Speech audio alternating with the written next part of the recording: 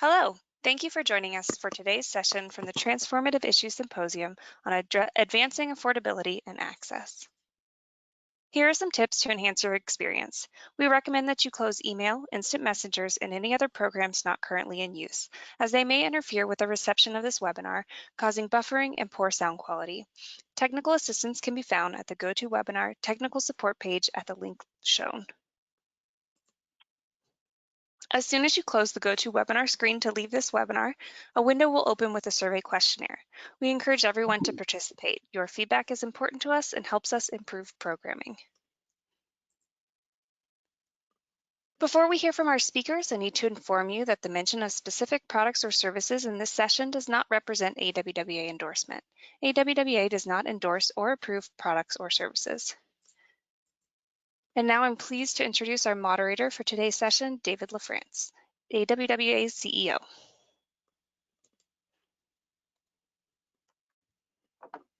Well, welcome everyone to day one of the Transformative Issues Symposium. My name is David LaFrance. I am the CEO of the American Water Works Association, but today I'm the moderator of our webinar, which is focusing on affordability of and access to water. Each year, Transformative Issues Symposium focuses on a current hot topic in the water sector. And while that's true this year, we're also doing things just a bit differently. So first, the symposium will be delivered online as a virtual series of 3 webinars. Each will last 75 minutes and each will feature a curated panel of experts. Second, while each of the 3 webinars examines a different hot topic, they'll do so through a single lens of the rapidly emerging ESG financial risk framework. If you're not very familiar with ESG, you will be by the end of these series. And ESG stands for Environment, Social, and Governance. This framework has emerged as investors and creditors feel that organizations who are strong in these areas are also performing strong. So they are good bets for lending money or for investing in. As a result, the bond rating agencies are using the ESG framework to assess organizational risks, including the organizational risks of water utilities. So if you've ever visited with a bond rating agency, you know, the process will probably be very similar to how it's been in the past, but it's also going to change a little bit to the focus of the E, S, and G, and that's why we thought this would be such an important topic. Today, we're going to focus on the G, the governance. And that element is part of our discussion as it relates to affordability and access to safe water. On Friday, August 13, so 2 days from now, the second TIS, Transformative Issues Symposium webinar, will use the S, the social element, to discuss the importance of targeted customer communication. And the third webinar, held next week on August 17th, will focus on the E, the environment element, with a discussion on resilient water resource management. So if you're still feeling not very familiar with the ESG framework, don't worry, because we do have some experts here to help you understand that, as well as the affordability and access topics. So let me introduce our panel of experts. First, let me introduce Helen Krager. Helen is the Vice President and Senior Credit Officer at Moody's Investor Services. She will help clarify the importance of ESG framework, how it relates to the water sector, and demystify all of the issues associated with E, S, and G. Second, we have Peter Macy. He is the founder of Rock Blue, located in Cape Town, South Africa. Rock Blue is a nonprofit organization providing water and sanitation services in the developing world. So he's going to help us with understanding how these issues of affordability and access and ESG, how those relate to the people that he works with. Third, we have Cathy Bailey. She is the Executive Director of the Greater Cincinnati Waterworks, the 2021 winner of AWWA's Diversity and Inclusion Award, and the self-proclaimed First Lady of Water. And finally, rounding out our expert panels, we have Manny Teodoro. He He's associate professor at the University of Wisconsin-Madison. He is known for his thought-provoking books, blogs, and speeches at any water event anywhere, and in his classroom and on the web. Greetings to all of you. We are so pleased to have you here with us today. So let's go ahead and get started. As I mentioned, we will begin with the ESG framework, but to start, we'd like to engage all of you, the audience, to help us understand sort of what the level is of knowledge about the E, S, and the G. So if you can just take part in our poll, the question is up there for you. Select your rating and we'll be able to move forward. And Helen, as the audience is taking the poll, maybe you could start with talking about, ESG 101 and what that means for the water sector. Yes, happy to do that. And I have some slides that we'll share after you do your survey. But as we proceed in assigning ESG scores to all of our issuers, I want to give you a sneak preview into what's to come. We are busily assigning scores to international corporate credits, sovereign governments, and here within the United States, we have assigned ESG scores to all of the states, as well as cities and counties with over $1 billion of debt outstanding. And if you here is our results. Yeah, okay. So yeah, this is good for us, Ellen. I mean, we're going to do a lot of learning on what E, S, and G are all about and what the framework's about. And so it looks like we're sort of largely low in our understanding of it, and several who are medium. But so I think we can stay at the 101 level. Great, but you will quickly become experts as we go through this. So if you remembered nothing else from my presentation today, I want you to remember two things, and that is, while the ESG scores are new, the analysis is not. And so as we assign ESG scores, they're really intended to increase the transparency of our analysis to the market, as well as comparability across sectors and among credits. And I'm trying to, there we go.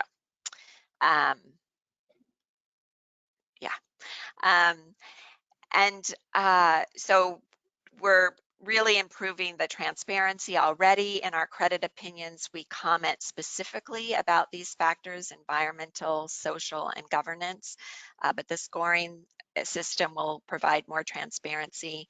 The second thing that you should remember is that as we assign ESG scores to you, they will not change your outstanding credit ratings. And that's because, again, the analysis isn't new. They're all environmental, social, and governance risks that are already incorporated in your ratings. The ESG scores really are just intended to make more transparent to the market our evaluation. And they really are in response to market demand. Institutional investors have increasingly been focused on ESG factors as they make asset allocation and risk management decisions. $30 trillion of assets are managed under some sustainability mandate. So this really responds to those market demands. Our first step in developing our ESG framework was to first develop a classification system around each of these three categories. And we'll be talking about this more in the seminar. But we needed to let the market know, what do we mean by these different types of risks and how are we measuring them? Because water and wastewater credits exhibit the same revenue raising capacity and fee setting authority as businesses do, we will look at the private sector categories as we score water and sewer credits. So in other words, customer relations under social considerations, or board governance under governance. Our first step in assigning ESG ratings is we first assign what we call an issuer profile score under each of the three categories: environment, social, and governance. And these scores are along a 5-point scale, with 1 meaning that those considerations have a slightly positive credit impact, 2 being neutral to low. A 3 score would signify that that factor has a slightly negative, moderately negative impact on credit quality, and on down the line. This scale is not symmetrical, and that's because we believe that individually and collectively, ESG factors are more likely to have a negative credit impact than a positive one. What's important to remember as we assign issuer profile scores is that they incorporate not only the risks that we see, but also the mitigants to those risks. And we consider meaningful mitigants to be those which have a concrete action plan and for which you have identified financial and made a financial commitment. So in other words, we're looking at the risk factors we see under environmental, social, and governance, and looking then to see what concrete plans have you put in place to address those risks, and what are the financing sources that you've identified to pay for those plans. But in themselves, these 3 scores do not entail what the implication is for credit quality. For that, we turn to our credit impact score. Again, we will be signing a score along a 5-point scale, with 1 being positive, 2 neutral, 3 moderately negative, and then on down. And again, initially, these credit impact scores will not impact your rating because we are starting with your rating and asking ourselves, absent ESG and factors, would that rating be higher or lower?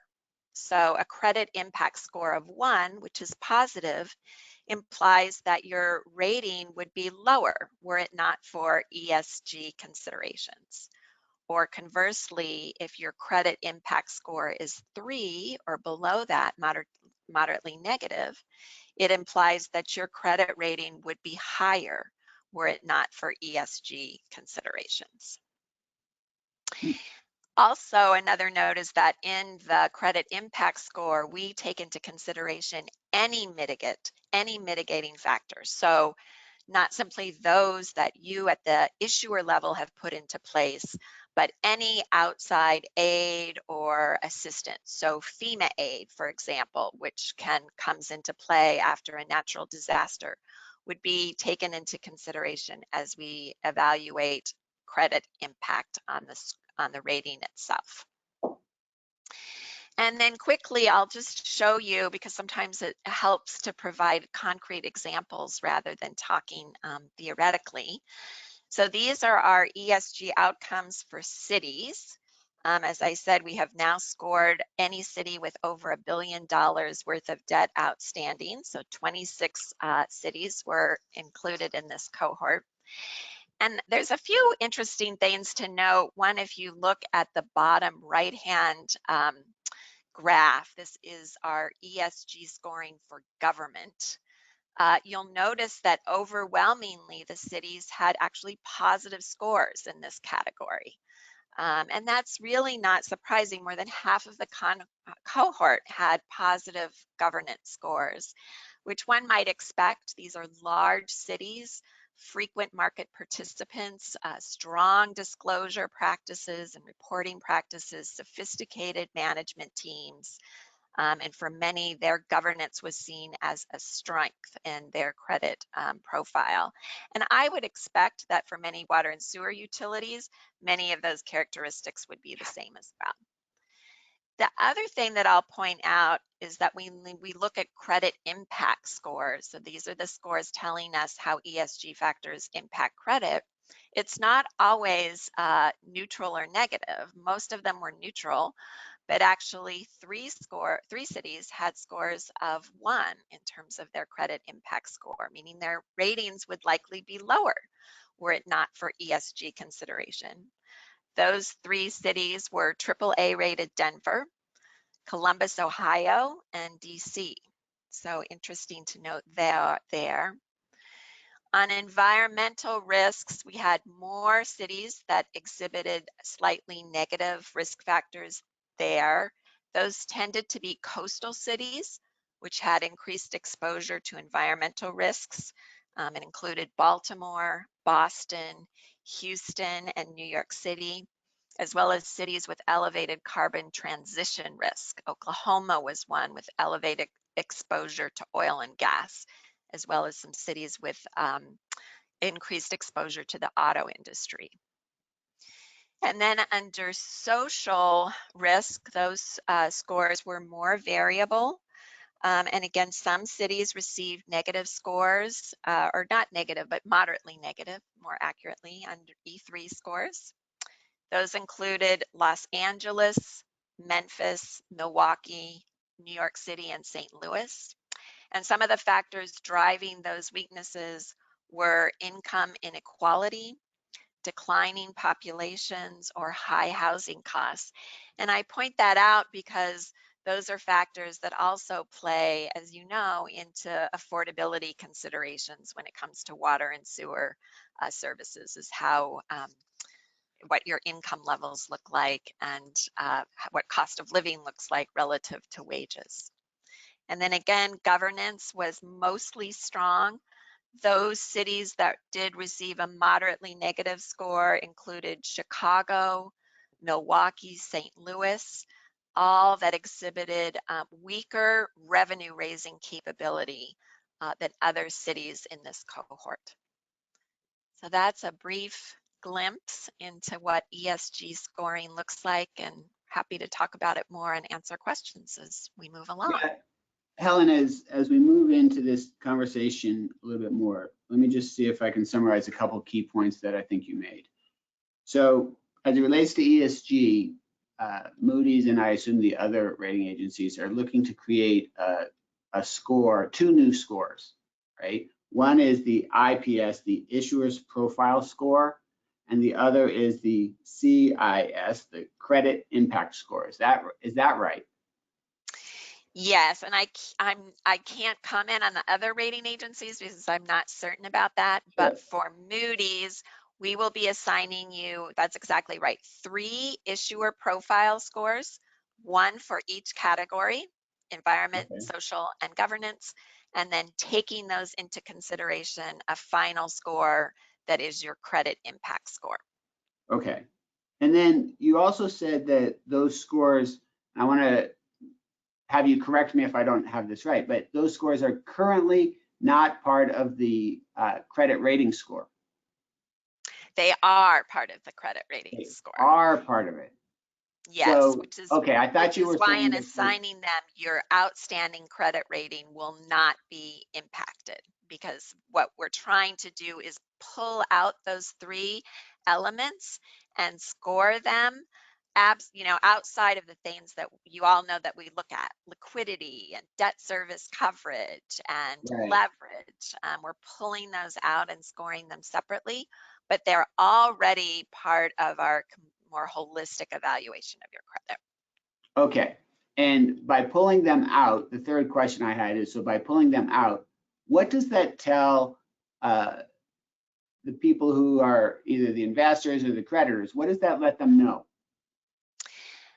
That lets them know a couple of things. It gives them insight into what we see as comparative strengths or weaknesses in those 3 areas for your utility. So it could be that your governance is very strong, but we see high environmental risk in terms of your coastal location. And to some degree, those factors offset one another. But we're letting investors know specifically how we're scoring each of those things. And it also gives a perspective into a longer time horizon, right? Because our credit ratings are intended to incorporate all the risks that we know about and measure that today. Some of the environmental risk we can't measure with absolute certainty today, but we know as a coastal location or as a place subject to drought that the risk is comparatively higher there, and we're signaling that to the market. Okay, last question, and then we'll move on to the rest of our panelists. But I think it's important that we sort of set up this framework before we start talking about affordability and access.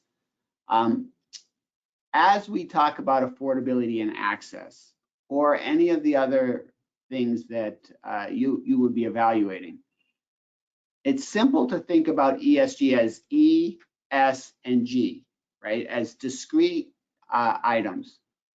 But for those of us who work at utilities or have worked at utilities, you know that those things bleed over and there isn't a bright line. And so when we're talking about affordability and access, or any of the other sort of operational or policy concerns of a water utility, how do we create, and let's just stay with affordability now, how do we think about affordability and access as a governance issue versus a social versus an environmental? And can you give us some examples of that? Yes, absolutely. And you're right, David, they do bleed over. There's not clear dividing lines. And one of the things that's come up in our discussions as we've put in the scoring is to not double count, right? We don't want to double count a risk both in the social category and the governance category. But if we think broadly about it, when we talk about access to water and we begin with your environmental risk, that really talks more about your physical access to water. To what extent do you have, are you physically capable of providing clean and safe drinking water? Or are you subject to drought? Or do you have pollution concerns and regulatory issues that feed into that? And then when we get to social, affordability comes into play. And we've rated, for example, over 70 electric utilities globally with generation capacity. And affordability and access was one of the social factors on which some of them scored more weakly in terms of affordability.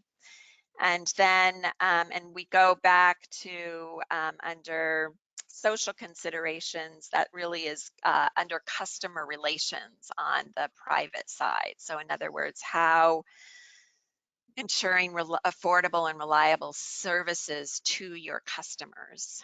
And then and that really measures social factors that are in place. What are your income levels of the community that you serve?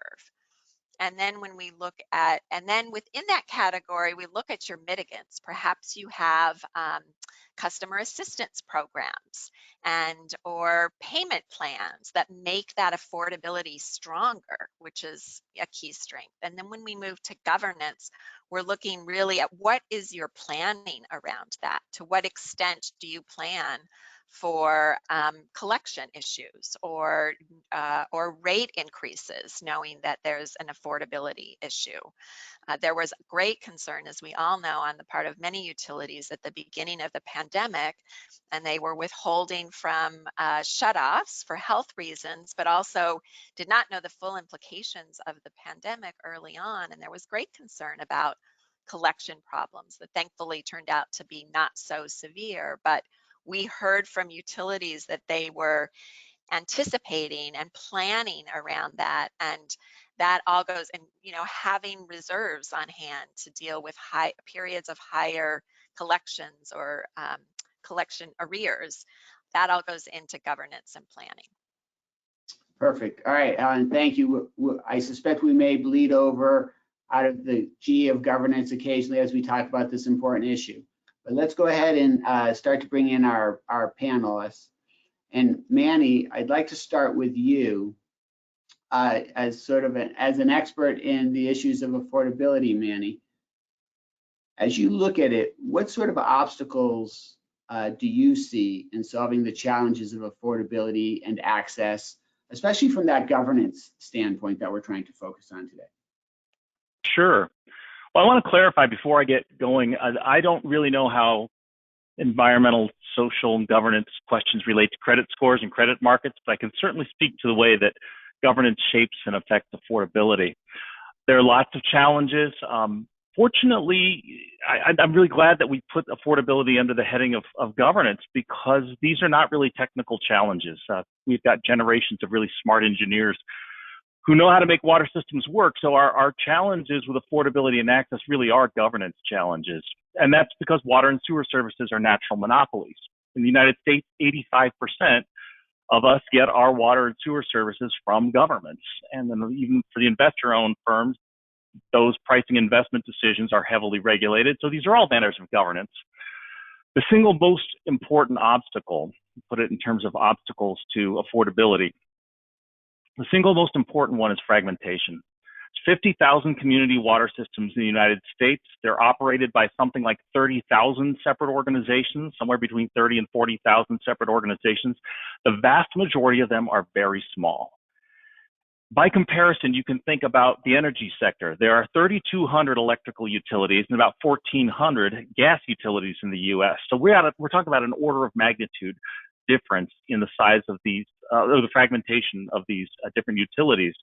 That has all kinds of effects on affordability. Some are very obvious. Small systems lack financial and organizational economies of scale. They have difficulty getting access to capital markets. It's notable. I mean, Helen even mentioned it in her remarks.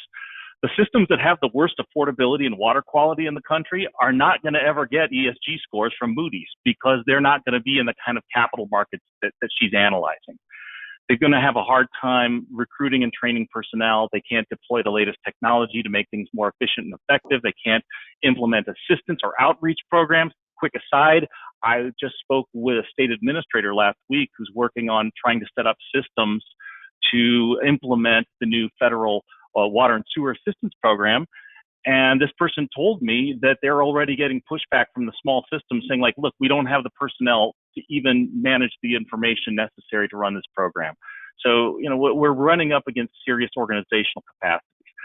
Less obviously, all this fragmentation creates political and regulatory challenges. It's hard for the water sector to speak with one voice when it comes to federal regulations and federal assistance. There's vastly more procedural costs and red tape for regulators. It's harder to focus attention where it's needed. And then this one's critical too. Failure anywhere causes distrust everywhere. You can have a small system, some isolated part of the country that's going to cast doubt on the entire water sector when failures occur. It's hard to know even where to begin with something like the access issues in remote areas. Nothing we want to do to improve affordability in the United States is going to reach its full potential as long as we're so severely fragmented. So, you know, that is why affordability really is fundamentally a matter of governance. And it occurs to me that one potential perverse danger of formally scoring ESG as a part of a bond rating process is that it could actually create a perverse disincentive to consolidate with smaller systems. If I run a big system, I've now got to think twice about maybe merging with the smaller, poorer community next door if I think it's going to, you know, hurt my credit rating, even if it's actually good socially, collectively, economically for everyone. You know, it's one danger that we need to keep in mind. Now that's all right. So you just gave us a lot, right? But I do want to come back to this fragmentation and a couple of things that you've mentioned, and try and tie it into affordability just a bit. So as we look at the fact that there are so many utilities out there, and that if you were to do the distribution of them, most are small, but the small number of big utilities serve most of the population. So. Right. And I'm not saying I'm advocating this. I just haven't really thought that much about it. But if the big utilities can solve the affordability problems in their communities, isn't that a huge step forward for the entire population's issues of affordability? And so they have economies of scale. Those big guys have economies of scale. Yeah. How does that work together? Sure. About half of the U.S. population gets its service from the largest 1,000 utilities. So I mean, it's heavily skewed, right? So there's two ways to think about that. Yeah, the bigger systems on average are doing a much better job. They have higher quality on average. They have lower prices on average. Every affordability is better on average. They can run assistance programs more effectively. That's all good. But justice is what happens in the tail of the distribution. You know, it's what happens at the low end, right? You know, if I personally find it unacceptable. I think as a water sector, we should find it unacceptable that a quarter of the population that is served by small systems just has to live with poor quality and poor affordability. So, you know, I think that the fragmentation issues also have these indirect impacts. They can the fragmentation, what happens in the small systems that are inefficient and have a poor quality, is actually going to hurt the big systems too, because it's going to damage their reputations as you know, as a collective water sector, and it's also going to make it difficult and less efficient for regulators and federal and state agencies to do their work, because they're constantly worried about these thousands and thousands of small systems that are poorly operated. So I think there are good selfish reasons for even people who run large systems to care about what happens with the little guys. But then I think just objectively, we, you know, as a matter of good and bad, we should probably care about what happens in the small systems.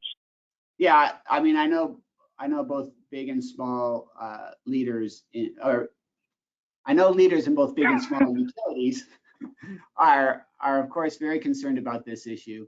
I was just sort of thinking in a level of, all right, if we want to have a big impact, but I'm totally with you. Everyone can do better, and it's important for all people who want to use their public water system. So you also just sort of highlighted some things that we should bring Peter into. So let's bring Peter onto the screen here. And Peter, talk to us a little bit about how this issue of affordability and access, how it applies to the work that you're doing in Africa in particular. Yeah, so it's a very different context, obviously. When it comes to affordability and access, there's a few things that really impact it when you're in the developing world. And first and foremost, it's the executive management of these utilities and these municipalities, because we work with both utilities and municipalities under the banner of water service provider. One of the things that all of them are struggling with is having enough good executive management capacity. So it's both in numbers, but also in terms of the level of their proficiency and the training that they have. And what we've identified is what we call the 19 challenges. And that's, David, that's taking someone who's very proficient and working in the developed world, say North America, and you bring them into the developing world, and they're going to face 19 unique challenges that they didn't face in the developed world. And so, but we're asking them to provide the same services. We're asking them to provide for their community, but now they have to overcome these 19 challenges. And so it takes an exceptional management team for these utilities and municipalities to overcome those challenges. So first and foremost, it's just people, it's the capacity of the individuals. The next is access to finance. So they have their operating costs, they have their capital costs, and they really struggle to get access to finance. And this is one of the things that my NGO is working on, is to get them that access to finance.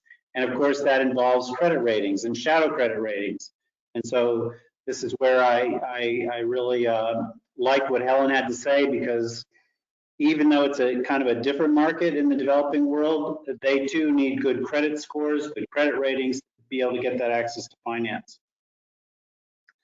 The next is market-based and pro-poor regulations within these countries. So market-based, I could come back to the regulators who control what the utilities and the municipalities can charge their customers. If they're not market-based, they're below market-based, and they're not getting the revenue that they need to service their population.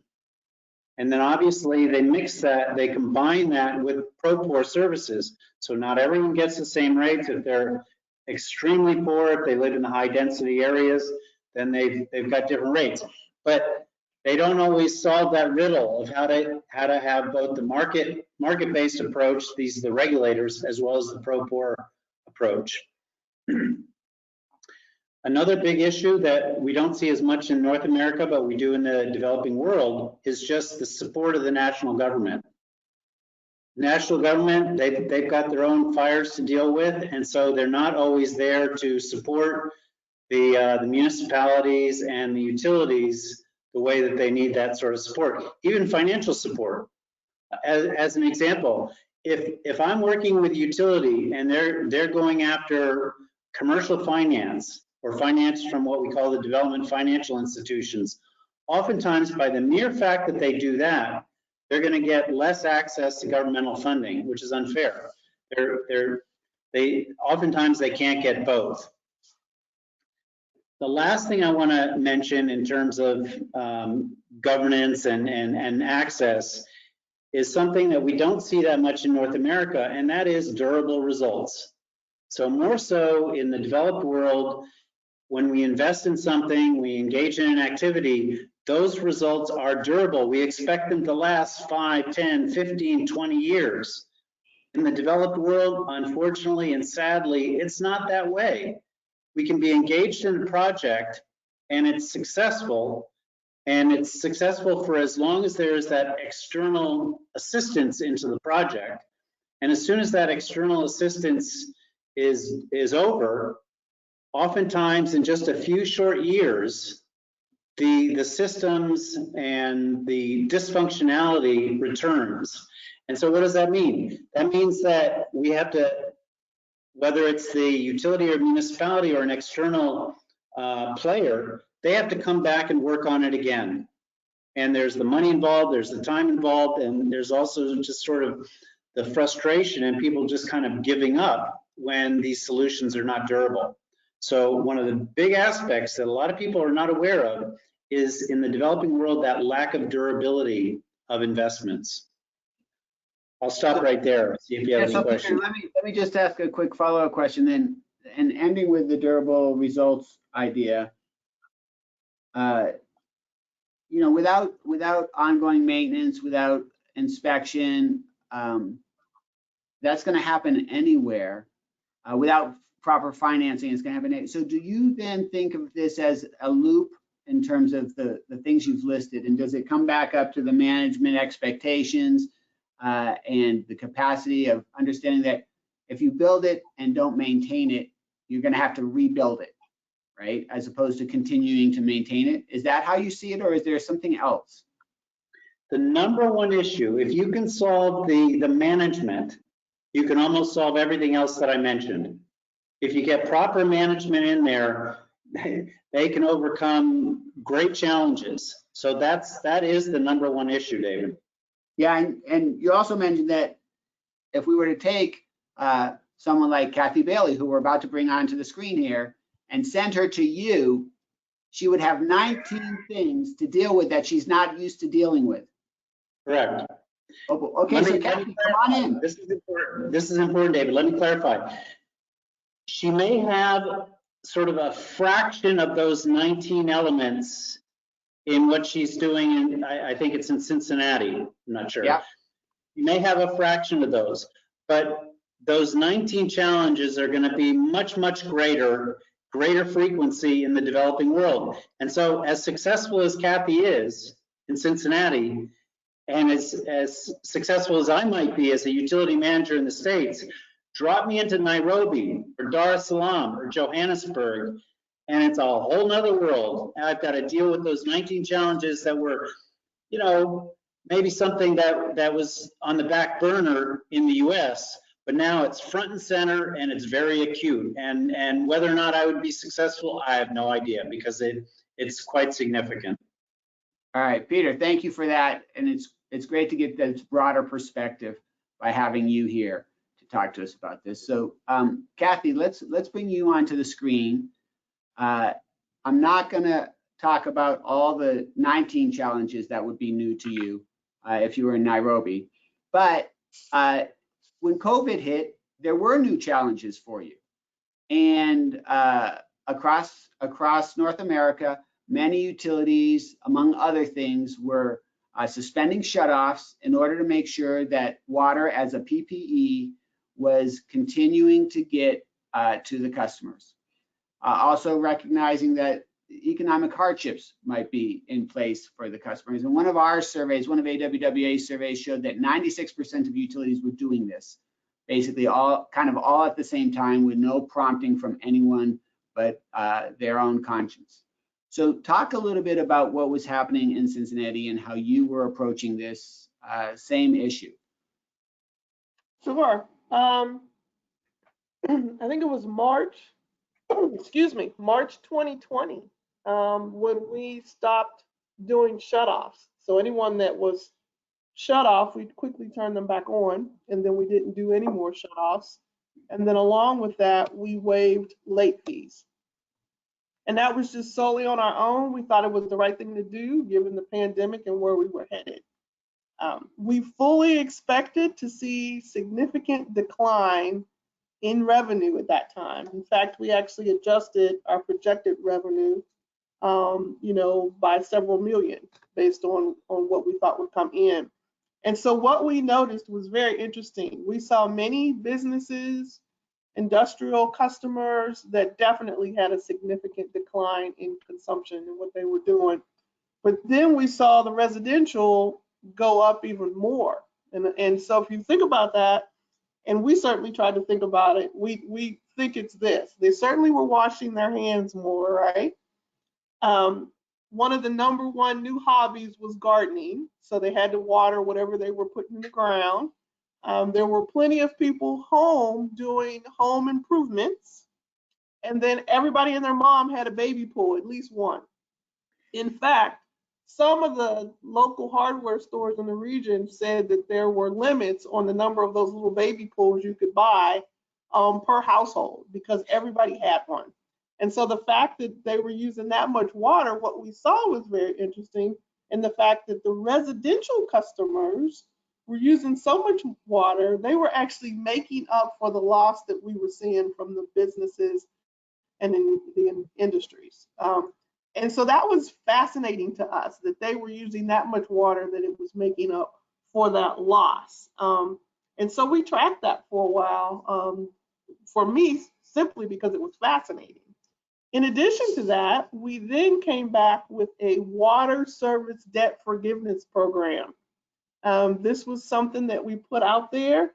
If it had been probably the most successful, it would have meant about $6 million in debt, right? From a time frame, I think from March to, I can't remember the end date, but it was several months. 6 million that basically we were willing to forgive, and we weren't making it hard for customers to have that forgiven. They basically had to fill out one single form, self-attest that, yeah, I've had some hardships during COVID. And so that was an exercise that I think many have experienced where people don't participate in customer assistance programs. Because for us, what that looked like was we were able to help about 1,900 customer accounts at a tune of about $300,000. And so that was shocking, given the fact that it was a total of about 6 million, And so if you look at where we are today, we still have not resumed shutoffs. I know many utilities have. We have not. I struggle with that. I struggle with out of one side of the mouth, we say that water is life and everybody should have a right to it. And I struggle with the fact out of the other side of the mouth, we're willing to say, we're going to put the smack down on you and that looks like a shutoff and we're going to turn you off.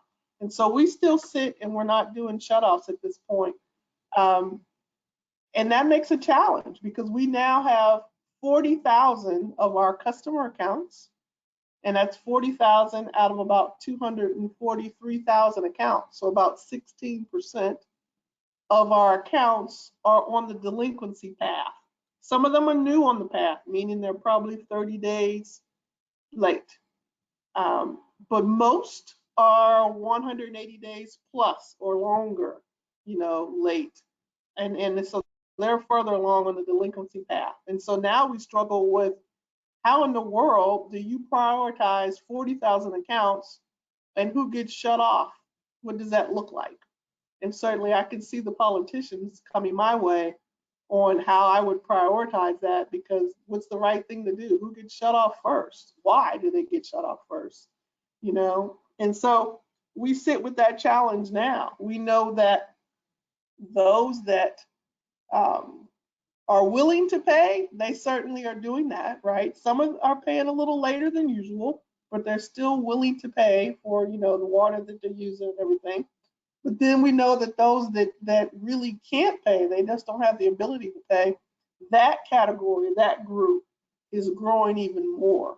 And so what does that look like long term? Because we're really concerned about that group growing even more in our community that we serve. And so that's kind of where we were and where we are, in the midst of this pandemic in spike number 4 that's happening now.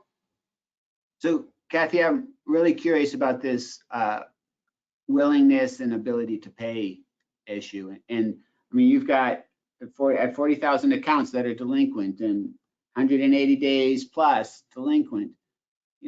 That's not normal for utility operations. And yet you're making some decisions about that. Have you looked at whether or not those delinquencies are in the neighborhoods that by most people's judgments would have the ability, but perhaps not have the willingness to pay? Or I mean, have you correlated things like that on the ability to pay and willingness to pay? Yeah, we have. I mean, I know Manny knows that I like data, probably not as much as he likes data, but I definitely like data. So we have been down in the weeds combing some of this data, and we have traced it down to the neighborhoods, down to the census tracts, trying to get more understanding of the characteristics of our 52 neighborhoods that we serve just in the city of Cincinnati, plus the suburbs around us.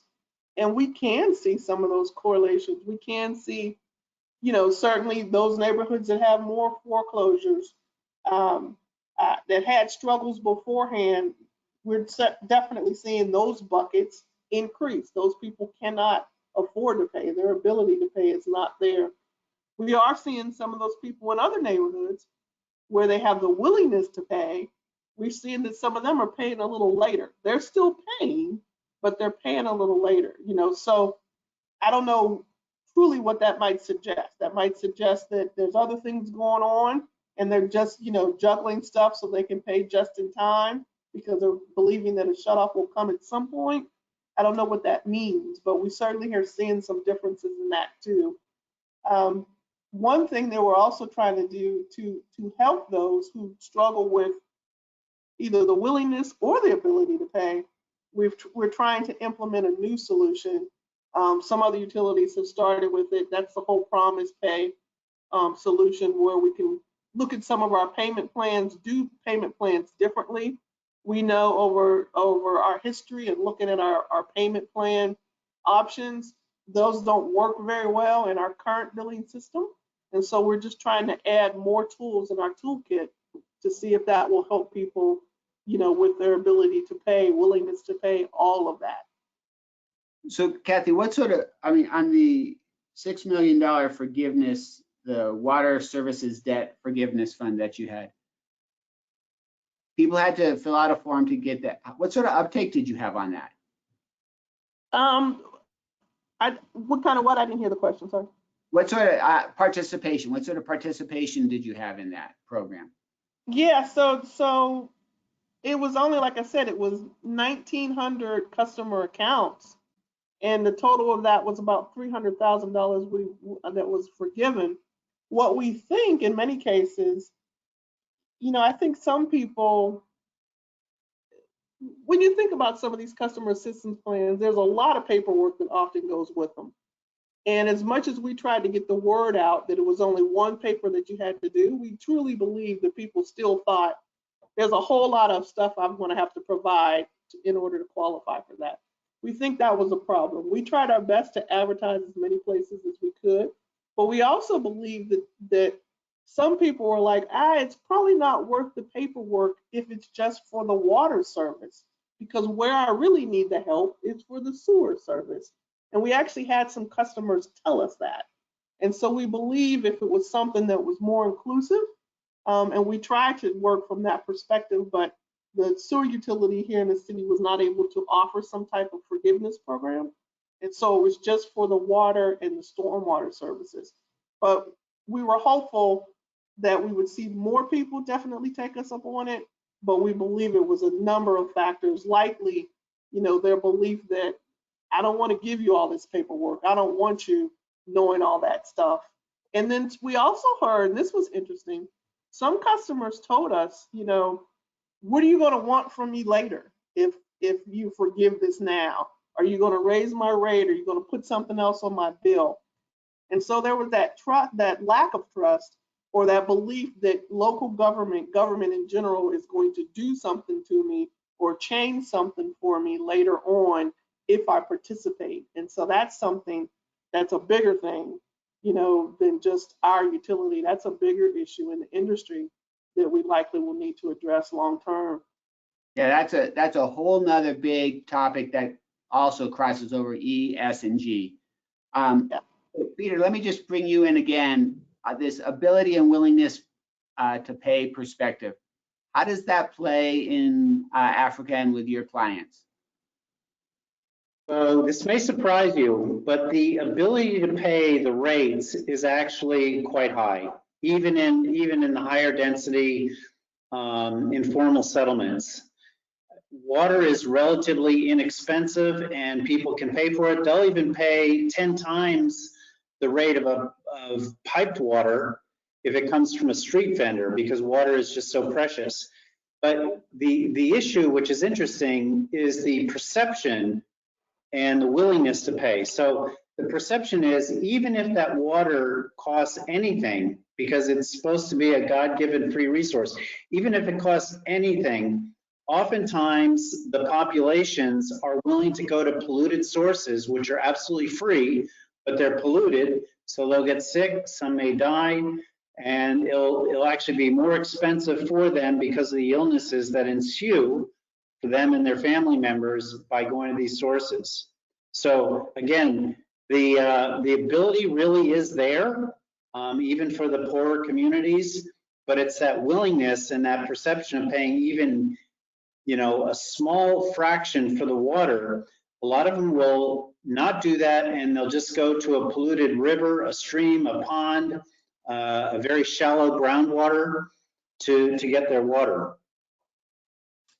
Thank you, Peter. Before we go to the next topic, we have a couple of questions that maybe we can address quickly here. Helen, one to you. Manny made the comment about the his thought about the disincentive of large utilities consolidating with small, or just two utilities consolidating with small, and that if you consolidate with another utility that maybe isn't as strong on the ESG scores as you are, could it be viewed, the question is, could it be viewed that the utility that is taking over the next one is doing a good thing and that actually improves their score? So there's got to be some sort of interaction there from the perspective.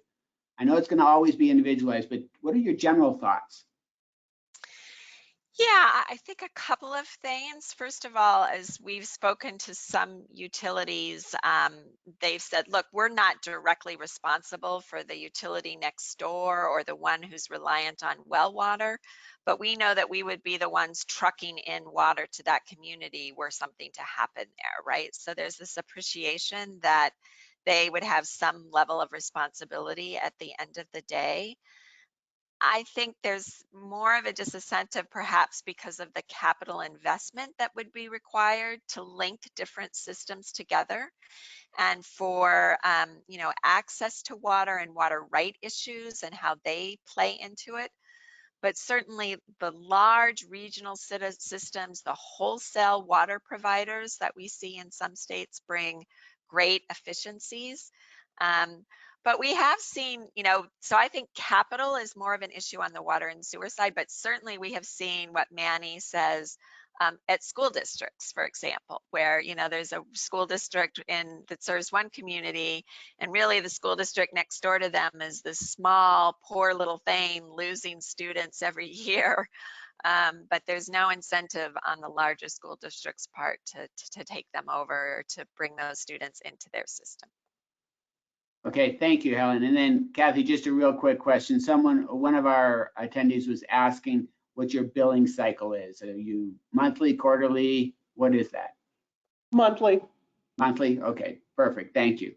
All right, Manny, when we met together in 2018 at the Transformative Issues Symposium, we did talk about affordability there, and you introduced a sort of an infographic on what we call the causal chain, right? And we have that here today, which we just put up onto the screen.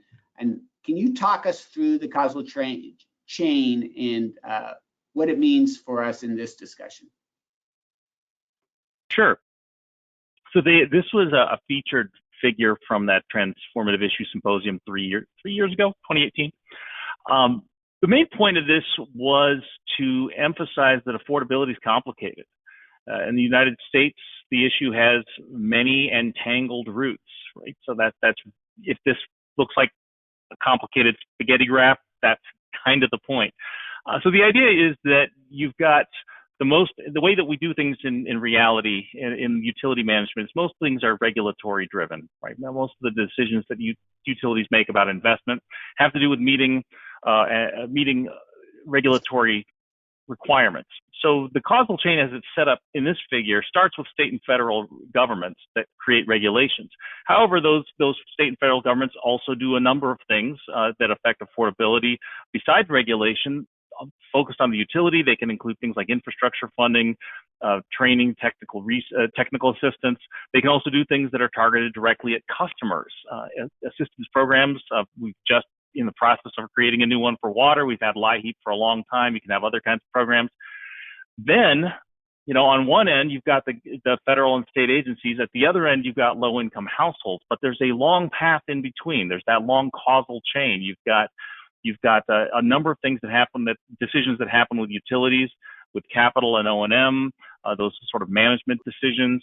Then we have things that utilities do in their direct relationships with customers that have things to do like rate design, efficiency, billing assistance, the shut-off forbearance that Cathy was just talking about earlier. All of these kinds of things happen at the utility level.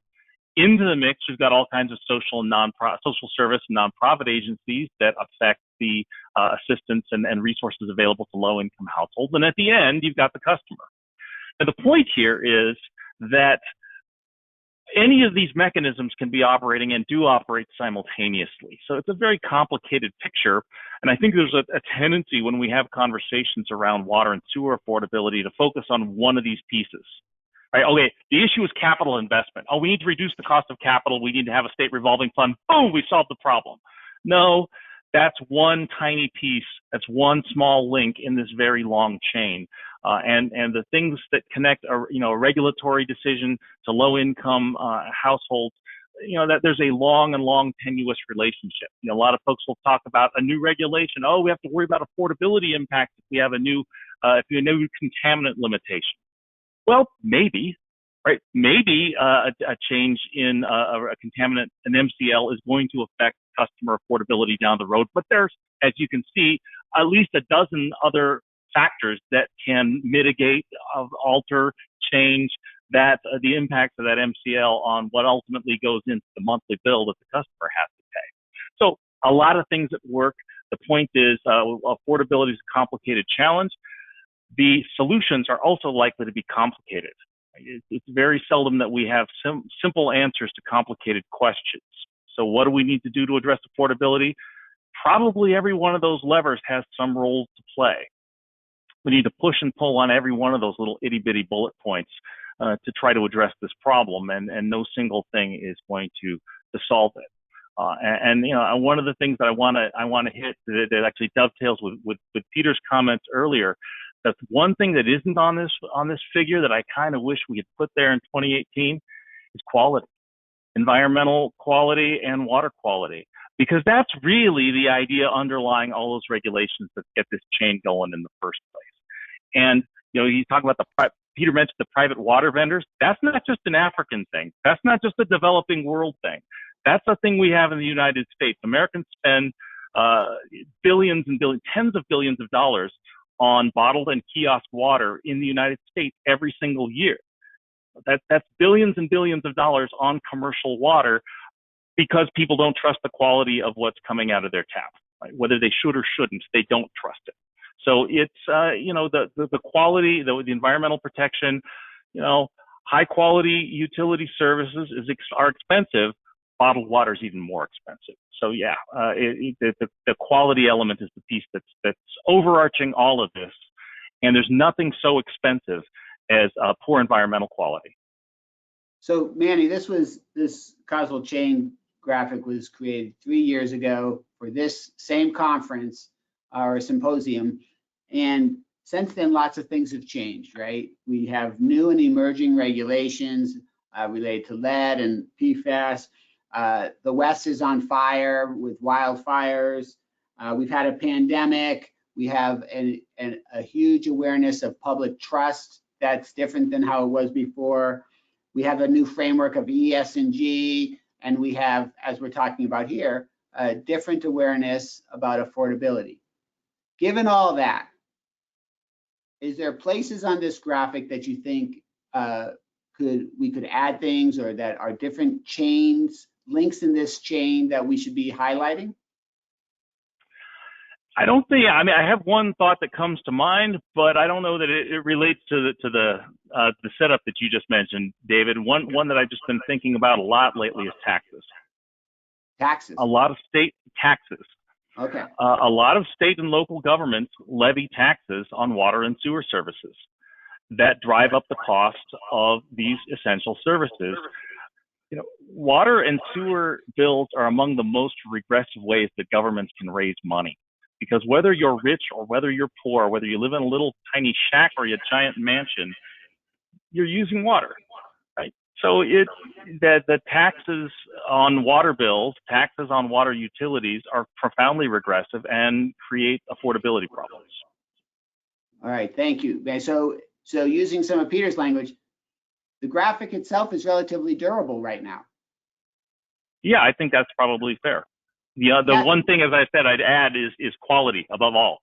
Water quality and environmental protection have to be principal. They have to be the single most important thing. Affordability starts with quality, because if the water quality is poor, people are going to buy Aquafina, and that's orders of magnitude more expensive. Right, water quality at the source and through the distribution systems is key and is top of mind from the State of the Industry report that AWWA puts out about replacing the aging infrastructure and how that improves quality too. So it's there, right, but the understanding of it is still something that we're really focusing on. And Cathy, right? I guess that to wrap up on that, David, if the price of the monthly bill goes up $5, yeah, but the customer's now not spending $50 on cases of bottled water, that customer's coming out ahead. That's a win. Cathy, as you look at this, and you were there in 2018 when we were talking about this, what stands out to you given the time of 3 years?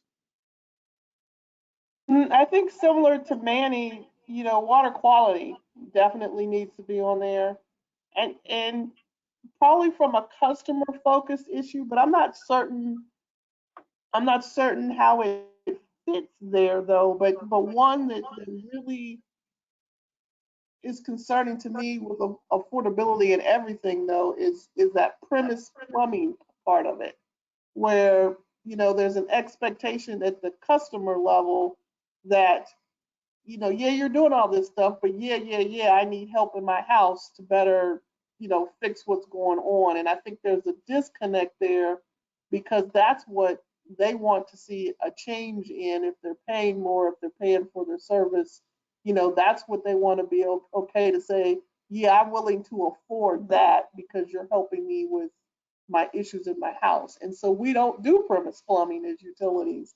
And so that's definitely a disconnect.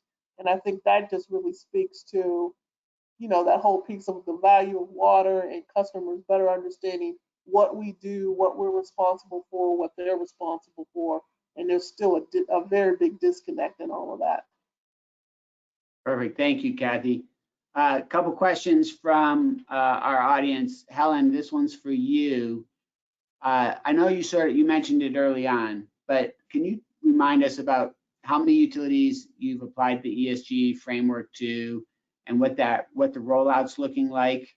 And then also, I guess I'd add what sort of responses people have to it.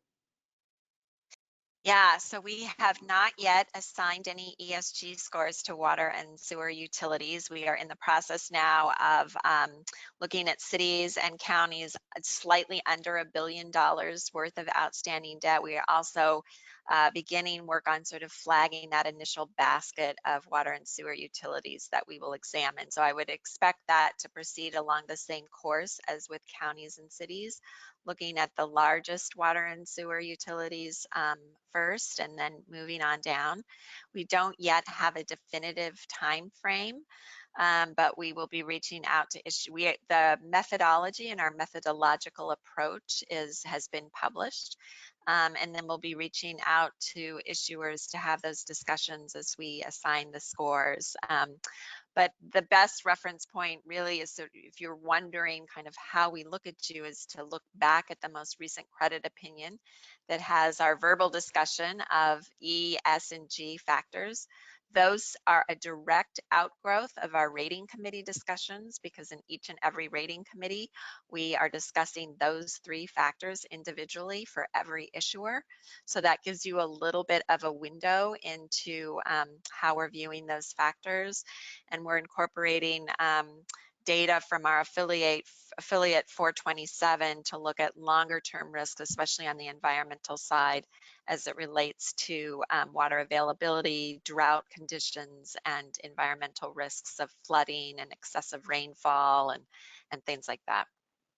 So Helen, a related question that we have is, if people want to learn more about this from your does your website have information for them?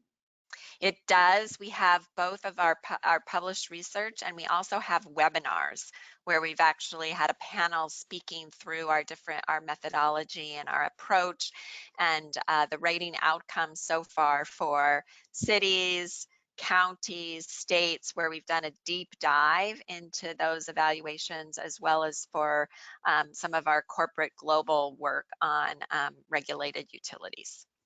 Thank you, Helen. Cathy, for you, as you know, you're looking at ESG and you're thinking about your utility and then all the things you sort of just shared with us today. What are your thoughts about ESG in terms of benefits or concerns for your utility? I think for my utility, probably for both benefits and concerns, probably the social piece is probably, you know, the concerning part, as well as the beneficial part. You know, probably just simply, you know, some employees just aren't ready to look through that social lens at what they do and how they do it.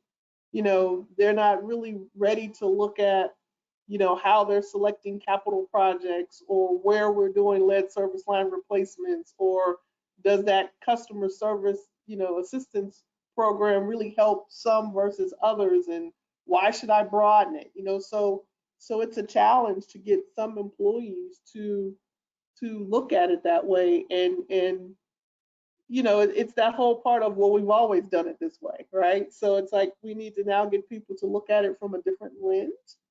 The flip of that is, we have seen some of our younger employees in particular very interested in looking through that lens, and so they're the ones that are the quick ones to say, well, let me look at that data, let me, you know, marry that with some census data, let me understand what's happening in the neighborhoods, let me trace where you're doing lead service line replacement programs, let me understand if you're doing more capital projects in more neighborhoods than others.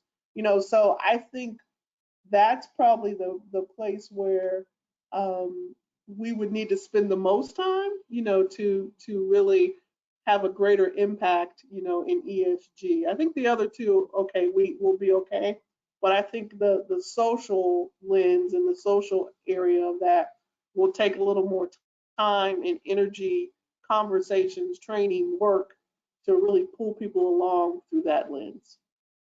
All right, thank you, Cathy. All right, one last question, and I'm going to go straight down the line with each of you for this question. And I'm limiting you to a single, just one top recommendation. And see, Manny's already getting worried because he's going to want to do a big, long spreadsheet of causal connections. But I want I'm interested in your single top recommendation to utility leaders about affordability and access. So Helen, let's start with you. I would follow the concerns of our investors, and that is sustainability. So asking yourself, and I love Cathy talking about changing thinking, right? What's sustainable today may not be sustainable in 20 years, right? So changing thinking about what do we need to, how do we need to be changing our operations for longer term in terms of affordability. That's a good one, Helen. Thank you, Peter. And you can't give us all 19 of the things that would be new for Cathy when we send her down there to work with you. But what are your thoughts, Peter? Okay, I'm going to cheat a little bit. So for the developing world, it's a 3-step process, okay? Step 1 is to determine your access needs with experienced professionals. Step 2 is to plan and prioritize how you're going to meet those needs. And step 3, perhaps the most important thing, is to get complete buy-in from the major stakeholders that are going to make it happen. You do that, you got it solved. I like it. Thank you, Peter. Manny, how about you? Affordability has to be a strategy. It's a strategic challenge, and the answers have to be strategic. No single measure, program, or policy is likely to solve your affordability challenges. So it needs to start with quality, and every other piece of that chain matters. So don't think that your one assistance program just took care of the problem, because you probably got about 5% participation in that program, and it's not likely to get any better. So think strategically. It's a complicated problem. It's going to have complicated solutions. Thank you. Thank you, Manny. Cathy, bring us home on this one. I think it's similar to what Mandy said. Mandy said it's complicated, it's strategic, but it's going to take a village, right? And I think it's us starting to act like the anchor institutions that we claim we want to be, you know, to be those more humanized utilities, but that we need to reach out to other organizations and companies and businesses and nonprofits in our communities, and then together we can bring forward some solutions that will be beneficial for us to attack affordability. Thank you, Cathy. And as you said in the past, it's because the utility is the community that this is important. Absolutely. Absolutely. I want to thank all of you for, as our panelists, for this really great discussion. Our time has come to an end. I really want to thank the audience for participating with us. And let me turn it over to Rachel for some final closing comments.